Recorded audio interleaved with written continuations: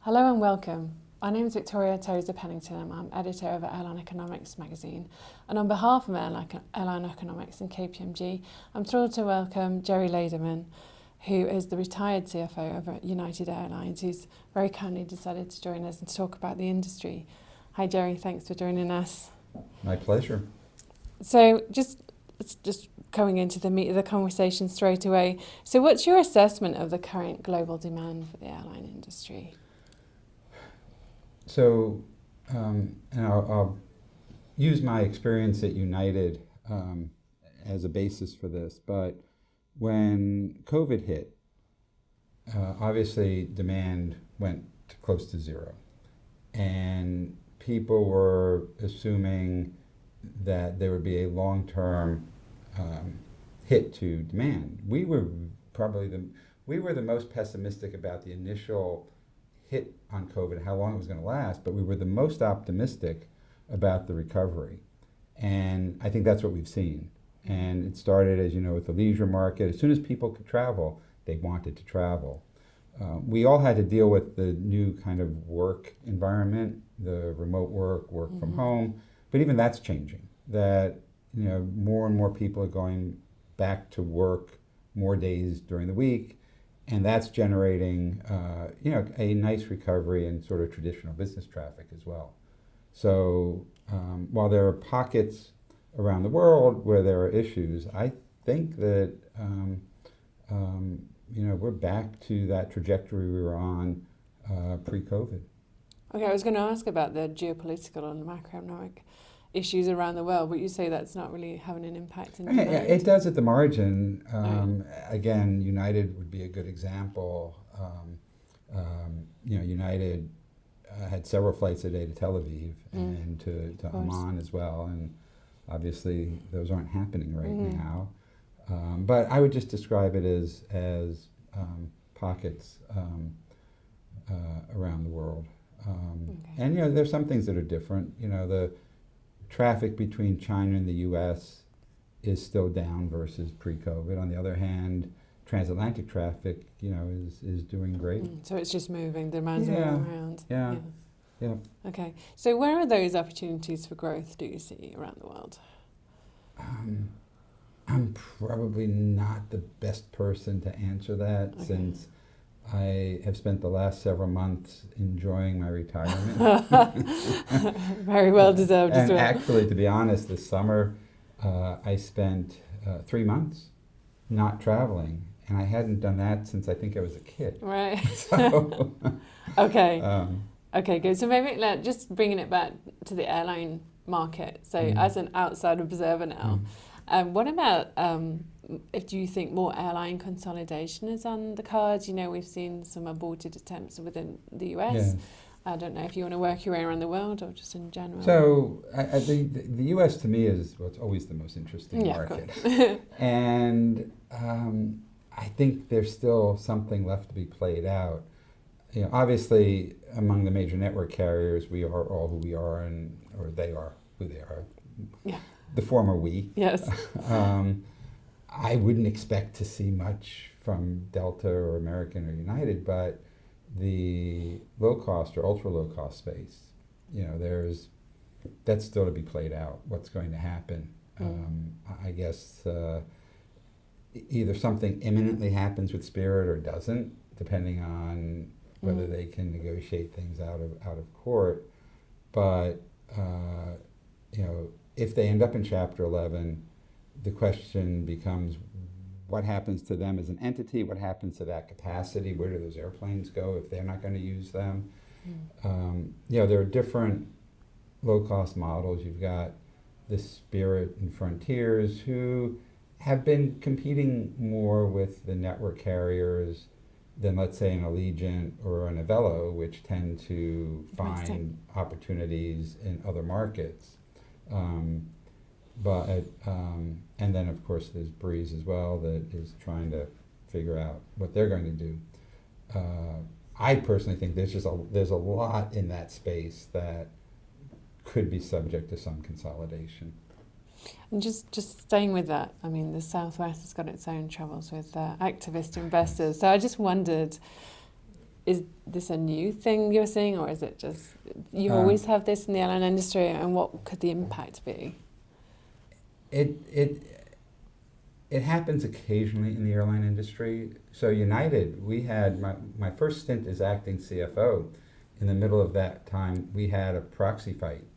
It wasn't traditional activists. It was more longer-term shareholders that were concerned about United's direction. And that got sorted out very friendly and was really a win-win for United. United's board changed. I viewed it as management watching how the board just became more engaged, and I think that was a great result. That was a positive thing. Yeah. And with Southwest, I mean, the theory that the activist has is that this is a company with great assets, great potential. The current management, current board aren't living up to that potential. And so that's where an activist can play a role, pardon the expression, but gives everybody kind of a kick in the butt. Right. And but you need to have that as a starting point. You need to have a situation where a fundamentally good company is, for whatever reason, in the mind of the activist, being a bit misguided. And so there probably aren't right now a lot of good examples of that, other than obviously Elliott thinks there's something to be done at Southwest. So we'll see. It'll be interesting to see what happens and what Southwest might do to try to regain their historic financial margins. Yeah. Okay. Good. And then just staying with operations, I mean, what's your view on oil and fuel prices? I mean, obviously we've got tension in the Middle East, but they've kept a lid on that. But are you still worried about it, or do you not? Do you not think about it these days? I still think about it. Yeah. It's the airlines have done a good job over the last 10 years anyway, managing the fuel volatility. I think ultimately it's a pass through one way or another. I mean, what happens with higher fuel prices, that if higher fuel prices sustain for a period of time, that will cause an adjustment in capacity. Some routes on the margin no longer work, they would be adjusted. There is a history of the ability of recouping, a lot of that, those fare increases. But I remember, when barrel of oil was, let's say $15, $20, and everybody thought, if it goes up to 50, the entire industry is in bankruptcy. Well, that didn't happen. Yeah. The industry learned how to adjust, and I think over the last number of years, there has been a natural cap. We haven't seen, even with some of the geopolitical events, oil running up to $100. It just there seems to now be more of a natural cap that in a range that can work for the airlines. Okay. So, having said that, tomorrow there may be some crisis. Who knows? But I think it's manageable, and I've never been a fan of hedging. In fact, the last hedging that United did, as far as I know, they haven't. I don't know what they're doing today, but I do know that the last hedging was the week before I became CFO. But as CFO, You didn't do it. I didn't do any hedging. Too much of a gamble. Yeah. It makes the over time it tends to be a costly form of insurance for airlines that I think we've shown isn't really necessary. Okay. And then the last question on operations really is around the labour market. Obviously, we had those challenges coming out of COVID, getting the pilots and everyone back on stream, and now the capacity's not there, and maybe they're furloughing pilots now. I just wondered your view of what the medium-term impact is going to be. I think there seems to be now a better balance. Okay. That the pilot shortage that everybody talked about a few years ago, that's really dissipated. Okay. So I do think there's a better balance right now. And keep in mind, this was never an issue for the major network carriers. This was for an airline like United or American or Delta. It was really more of an issue for their regional partners. But the major airlines, and I assume Southwest too, never had an issue filling their needs. It was getting the pilots to fly the regional capacity. But I think that's, I haven't heard that being an issue right now. I think the issue now is that those pilots have no planes to fly, right? So just coming on to the supply chain challenges, I'm sure you've had your dealings with the two manufacturers, but can you give a sense of how airlines are best navigating those issues at the moment, and kind of your view on when those deliveries, and I know it's $1 million question. It is so sad what's been going on with Boeing. It really is. Yeah. I have a lot of good friends at Boeing. It's just very sad, and the current situation with the strike is just another cause of delays. But for their customers, they've gotten used to it. If it isn't one thing, it's another. Obviously we had the MAX tragedies that caused a problem. Then we had supply chain. So it's been a number of years since Boeing's been able to produce the aircraft that they were contractually obligated to provide, and I think their customers have adjusted and recognized that they can't count on all the aircraft coming when they say they are. So, okay. We all hope that the strike gets resolved and Boeing gets back on track, because they had been, prior to the strike, beginning to show signs of solving their manufacturing issues. Yeah, it's a shame. Just keeping with Boeing, I guess plans for a new middle-of-the-market aircraft are really off the table. So I was going to ask you whether or not that would be a good 757 replacement, but it seems maybe a moot question for this point in time.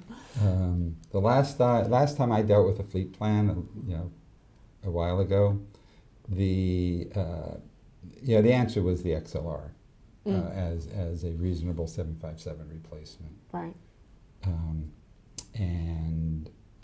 But it's going to be some time before Boeing has the financial capacity to do a new aircraft program. Okay. So. And then I have a question around the engine issues. I don't know during your time whether that started to dissipate and they had a plan. They're talking about the Pratt & Whitney engines going forward, but did you see if that had any impact, or do you see that working out for operators of these engines? Yeah, that's a good question. I haven't followed it recently. I assume that they're working through it, that the capacity that's coming out as aircraft are grounded because they need to go through the process, that is happening. It didn't have a significant direct impact, I don't think, on United, just because United hadn't been acquiring that many 321neos yet. So for everybody, it did slow down. It wasn't the only reason why Airbus slowed down deliveries, but nothing like Boeing. It could be measured in months, not years. So hopefully that gets worked out. Great. And I was just going to ask you about the financing side. So not so much you're not playing in the field yet, but if you look at the view of the debt markets, and airlines just don't have the planes arriving, so they're not doing that much financing. But I just wondered kind of your view of the product. Obviously, you're the WTC founder, creator. Just wondered what your opinions are about what the products are in the market and kind of popularity. So, it's always been the same, that airlines should be looking for their lowest cost financing alternative given their capacity requirements. So the reason the WETC was so important was for airlines, this goes back to my Continental Airlines days, for airlines that were, let's say, non-investment grade, but had large aircraft orders, there needed to be a way to raise a lot of capital.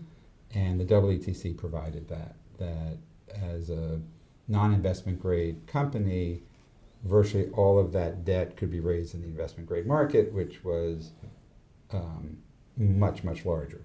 And it was a win-win, because for what, any given tranche, the AA tranche or the single A tranche or even the triple B tranche on ratings, the airline gets the benefit of whatever the market spreads are for that kind of rating, but they pay a little bit more. And so the way it got sold to investors is, if you're a money manager,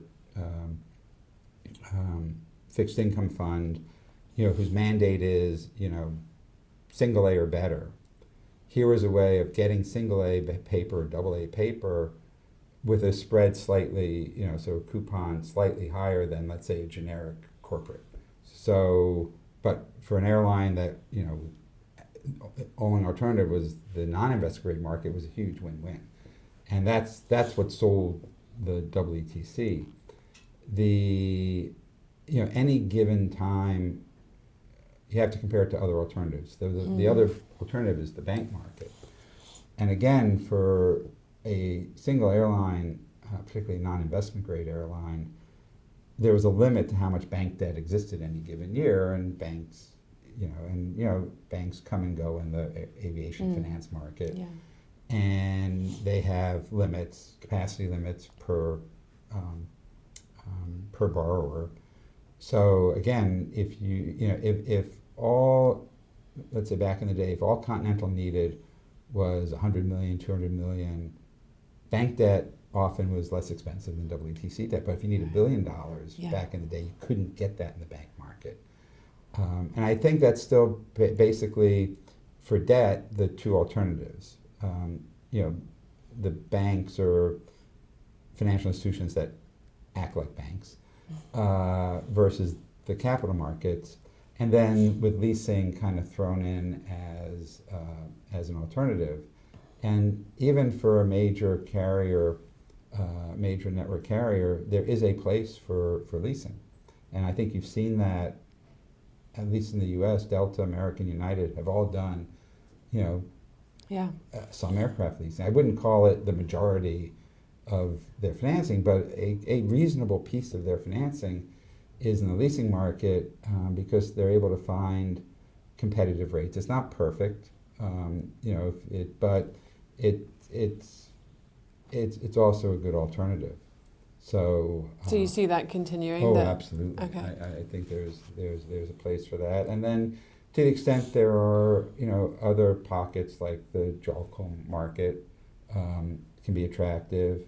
Again, it's the size of any given market and what are the needs of the airline. So for an airline, and the interest rate environment as well. So yeah, that changes the dynamic. It does. It's pretty stable right now, but again, and we used to do this, and I'm sure they still do this, comparing EETCs to bank debt. The EETC market, the capital markets move much quicker up and down. Banks tend to move slower on spread. So in a world of rising interest rates or rising spreads, banks will lag. So you end up for a period where EETCs can be more expensive than bank debt, so you do more bank debt. But then in a declining interest rate environment, the opposite happens, where the EETC rates can drop faster, so you end up switching a little bit. And of course, with bank debt, you do have the flexibility of prepayment, which you don't with the EETC, which can be hugely valuable, particularly in a higher interest rate environment. So it's judging that timing and having the flexibility to take advantage of a window. Yeah. And I can tell you that the new treasurer at my former employer, who has spent 20 years in corporate finance at the airline, first at Continental and now at United, knows how to do that really well. Okay. So. I think they're the only ones to do a WCC this year, United. No? Yes. So we just had they did one earlier this year, yes. Yeah. Do you think we'll see more next year, or does it depend on delivery streams, Yes, right. like everything else. Yes, it depends on, yes, whether or not the aircraft is there. All right, okay. Grace, I just want to change and have a few questions around ESG. I mean, it was very popular, all front of mind the last few years, but it seems to have waned a little bit. So I just wanted your opinion, if you saw that. I mean, around the climate piece, it's obviously still an issue. But do you see airlines maybe not making so much of a? No, actually, I think it's the other way around. You do? I think airlines are even more focused on sustainable aviation fuel. Right. It's United was really the leader in that, and one of the things United did several years ago was set up a ventures group that one of the three main focuses was sustainable aviation fuel. Went to some partners, raised some capital as a fund. That is all that fund focuses on, and others have done something similar. There needs to be obviously more research done into economical sustainable aviation fuel, but like anything else, if you can, if you have the financial resources and time to do it, you find the solution. So, do you feel like that's moving too slowly for perhaps the point where we need to get to? I think it's moving faster than it did. I think there's now, greater focus. The problem is, you don't know, what technology is going to work, and you just need to, make sure that you're, investing in, technology that has real potential. So. Okay. And then just a last question really on kind of the increased regulatory focus in the, the environmental area and the ESG area. Is that something that you see getting worse? Getting more restrictive or forcing airlines to do more? In different parts of the world, I think it'll go different paces. I think in the U.S., I think all bets are off until after the election. That's going to be a big driver for what happens in the U.S. Okay. But, climate change really is, it stays in the headlines, particularly with the hurricanes. And of course. what's been going on, with all the tragic weather, that you have to take it seriously. Yeah. So. Good. And then finally, we'd just like to end on a question. How are you optimistic going into 2025 for the airline industry globally? I need to be careful because anytime I'm optimistic, something happens. Okay. I was talking to some of my old colleagues about how we felt back in the 2010s. The U.S. airline industry, around 2013, 2014, finally got things right. Mm. That I used to show in some of my presentations a slide. This would be about 2017. 40 years of history of the U.S. airline industry since deregulation. Mm. And I broke into two periods, the first 35 years and the last 5 years. So I guess this would have been, call it end of 2017, 2018. First 35 years, and I won't get the numbers perfect, but if you took the aggregate profitability of the U.S. airline industry for those 35 years, it was a loss of $40 billion, with a B, $40 billion lost in that 35-year period with all the ups and downs. Yeah. The 5 years between 2013 and 2017, let's say 2018, the industry made something close to $80 billion. Right. And there was a reason for that the industry finally went through everything it needed to do to finally come up with sustained profitability. So in 2018, we were so optimistic. And then... Those shocks. COVID, the worst, economic hit to the industry. The only thing I could say is that having been in the industry at that point for 30, 35 years, through a number of ups and downs, it was great practice for dealing with COVID. And we were were successful, kind of, muddling through. So, now it looks like the industries, other than maybe some of those airlines we talked about earlier, who maybe don't have the best business model, but generally, at least the U.S. industry seems to have gotten its, footing back. And so one would hope next year is another solid year.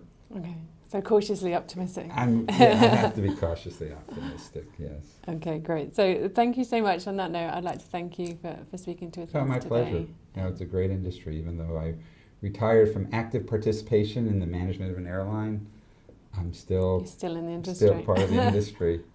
It's great. Oh, wonderful. All the best for 2025. Thanks again.